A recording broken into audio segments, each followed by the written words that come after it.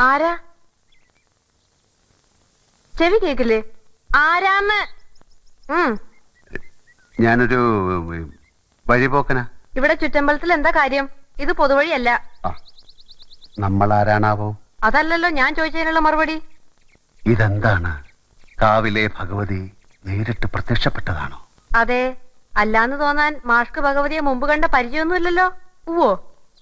സത്യം. ആ ശ്രീത്വം